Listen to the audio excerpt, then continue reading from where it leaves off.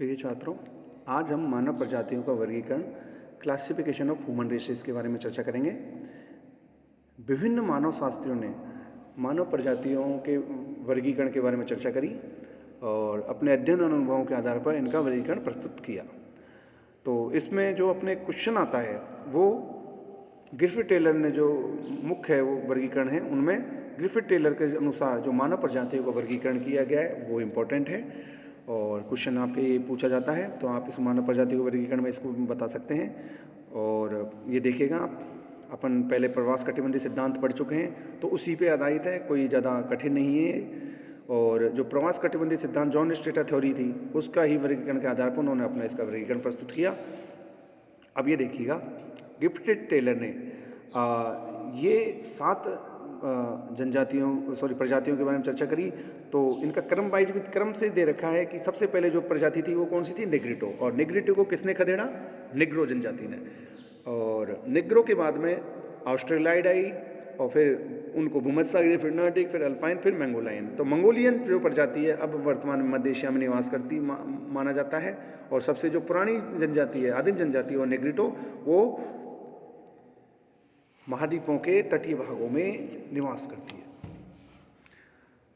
अब ये देखिएगा, 1919 में मानव प्रजाति का वर्गीकरण प्रस्तुत किया जिसमें जलवायु के चक्र और प्रजातियों के विकासवाद सिद्धांत, जो डार्विन का जो जीव का विकासवादी सिद्धांत था उस बात पर आधारित है। और उन्होंने प्रजातियों के उद्भव और विकास तथा वर्तमान समय में पृथ्वी के विभिन्न भागों में उनके वितरण प्रारूप को भी इसमें समझाया है। क्योंकि वर्गीकरण है तो इसमें पता होना चाहिए, ये भी क्लियर किया है कि भाई कि कहाँ पे जनजातियाँ रहती हैं वर्तमान में। और इस सिद्धांत में यह प्रतिपादित किया कि संसार के समस्त मानव प्रजाति की उत्पत्ति कहाँ मानी इसने, मध्य एशिया से। ये सारी चीज़ें पिछली क्लास में अपन पढ़ चुके हैं जॉन स्ट्रेटर थ्योरी में, तो इसमें कोई ऐसा नया नहीं है कोई चीज़। फिर भी एक बार इसके बारे में, वर्गीकरण के बारे में जो ग्रिफिथ टेलर महोदय ने दिया उसके बारे में चर्चा कर रहे हैं अपन यहाँ। जलवायु परिवर्तन के कारण मध्य एशिया में विकसित मानव प्रजाति बाहर की ओर स्थानांतरित होती गई। जलवायु कारणों, राजनीतिक, सामाजिक जो भी कारण हैं उनसे यह जनजातियाँ मध्य एशिया से बाहर की ओर स्थानांतरित होती चली गई। इस तथ्य को ध्यान में रखते हुए टेलर महोदय ने बालों की बनावट, जो मानव प्रजाति है उनकी जो बालों की बनावट है, मानव की खोपड़ी के सूचकांक के आधार पर मानव प्रजातियों को कितने भागों में बांटा, 7 भागों में, जो कि निम्न है। सर्वप्रथम अपन लेते हैं नेग्रिटो जनजाति। नेग्रिटो जो जनजाति है, जो आदिम प्रजाति मानी जाती है। सर्वप्रथम इसी प्रजाति का उद्भव उन्होंने मध्य एशिया से माना, लेकिन अन्य प्रजातियों के उद्भव और विकास के कारण नेग्रिटो यहाँ से स्थानांतरित हो गई और महाद्वीपों के किनारों पर रहने लगी। और इनकी जो आकृति है, इनकी विशेषताएं हैं कि इनके शारीरिक जो संरचना है उन कैसी होती है इसके बारे में बताया है। देखिए, नाटा कद, त्वचा काली होती है, चपटी और चौड़ी होती है, जबड़ा आगे की ओर निकला हुआ होता है, ऊन की तरह इनके गुत्थे हुए छल्लेदार बाल होते हैं, सिर लंबा और पतला होता है, आदि शारीरिक विशेषताएं के लिए हुए ये नेग्रिटो प्रजाति है। और इसका जो सिर का सूचकांक है वो 68 से 70 के मध्य है, सिरस्थ सूचकांक। और ये वर्तमान में श्रीलंका, मलाया, फिलीपाइन, इंडोनेशिया, न्यूगिनी, तो ये हो गया दक्षिणी पूर्वी एशिया मुख्य रूप से, और युगांडा, फ्रेंच वसुवत्री के क्षेत्र, Congo basin, Cameroon, Andaman Nicobar द्वीप आदि क्षेत्रों के पहाड़ी एवं सघन वनीय क्षेत्रों में यह नेग्रिटो प्रजाति का निवास स्थान है।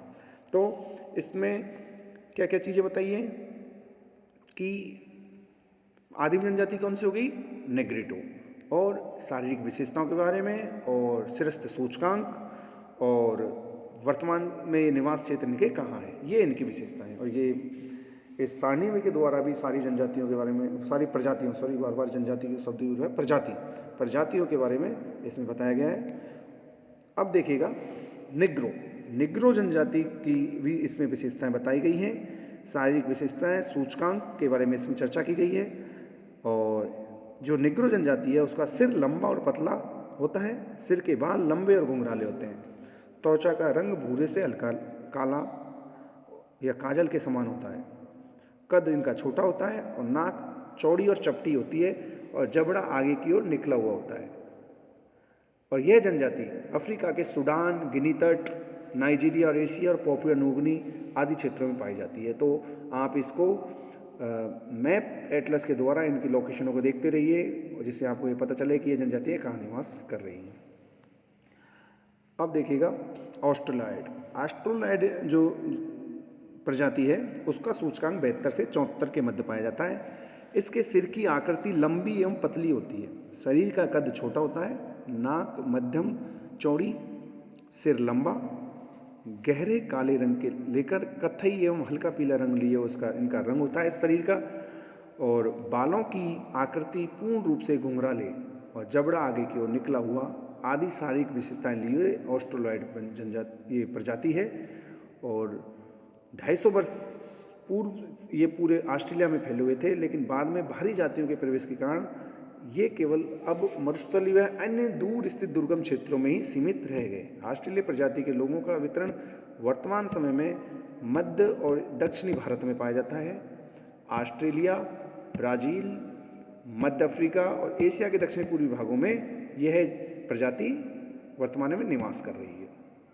अब निग्रिटो, निग्रो और ऑस्ट्रेलॉयड के बाद में भूमध्य सागरीय प्रजाति के बारे में चर्चा करेंगे, जिसका सूचकांक इसमें दे रखा है और इसकी शारीरिक विशेषताओं के बारे में इसके बारे में चर्चा की गई है यहाँ पे। और यह यूरोप के दक्षिणी भाग और उत्तरी अफ्रीका और उत्तरी अमेरिका और ऑस्ट्रेलिया में यह मुख्य रूप से फैली हुई है। इसके बाद में आता है नॉर्डिक। नॉर्डिक का सूचकांक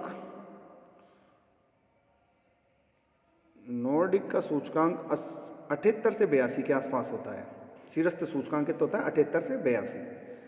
और इनके शारीरिक संरचना दे रखी है कि ये देखो, इनकी शारीरिक संरचना भी बता रखी है, आप देख सकते हैं। और ये मुख्य रूप से यूरोप के उत्तर पश्चिमी भाग में निवास करते हैं और कुछ लोग प्रवास करके उत्तरी और दक्षिणी अमेरिका और एशिया में भी चले गए हैं। अफ्रीका महाद्वीप में इस प्रजाति का अभाव पाया जाता है। तो नॉर्डिक प्रजाति कहाँ पाई जाती है? मुख्य रूप से उत्तर पश्चिमी यूरोप में। उसके बाद में यह उत्तरी दक्षिणी अमेरिका में भी, एशिया में भी चले गए। इसके बाद आता है अल्पाइन। जो अल्पाइन है उद्भव और विकास की दृष्टि से 6ठे नंबर पे आता है और इसका सिर्फ कपाल सूचकांक है 82 से 85 के मध्य पाया जाता है। और इसकी शारीरिक विशेषताएं यहाँ बता रखी हैं। 2 शाखाएं, एक पश्चिमी शाखा है जो कि स्विस, स्लाव, आर्मेनिया आदि प्रजातियों के लोगों के रूप में मानी जाती है, और दूसरी है पूर्वी शाखा, फिन्स, मगयार आदि प्रजाति के रूप में इसको माना जाता है। फिर बाद में आता है मंगोलियन प्रजाति। मंगोलियन जो प्रजाति है, जो लास्ट सभी प्रजातियों के बाद विकसित होने वाली लास्ट जो प्रजाति है वो कौन सी है? मंगोलियन, जो कि कहाँ निवास कर रही है? मध्य एशिया में। इसका कपाल सूचकांक 85 से 90 के मध्य पाया जाता है, जो कि सबसे ज़्यादा है। और इसके सिर का आकार गोल, बाल सीधे, पतली नाक, सपाट चेहरा, रंग कुछ पीला लिए हुआ होता है। तो ये इसकी शारीरिक संरचना हो गई, शारीरिक विशेषताएं हो गई। वर्तमान में इन प्रजातियों का वितरण एशिया के पूर्वी भाग में चीन, जापान और कोरिया, और एशिया के दक्षिणी पूर्वी भाग में ये मंगोलाइड प्रजाति पाई जाती है। तो इस तरीके से ये 7 मानव प्रजाति का वर्गीकरण 7 भागों में इन्होंने माना, और इन 7 के बारे में मैप में काफ़ी अच्छी तरीके से दे रखा है। और इसमें देखा जाए तो ये इनकी कद, शिरस्त्र सूचकांक, केसों की आकृति, नासा सूचकांक, त्वचा का रंग, ये सारी चीज़ें इसमें बता रहा है कि निवास क्षेत्र कहाँ कहाँ पे ये निवास करते हैं। तो इसके आधार पर ये क्वेश्चन आप तैयार कर सकते हैं, और ये क्वेश्चन भी आपके याद रहता है, तो इसको आप तैयार करके रखें। धन्यवाद।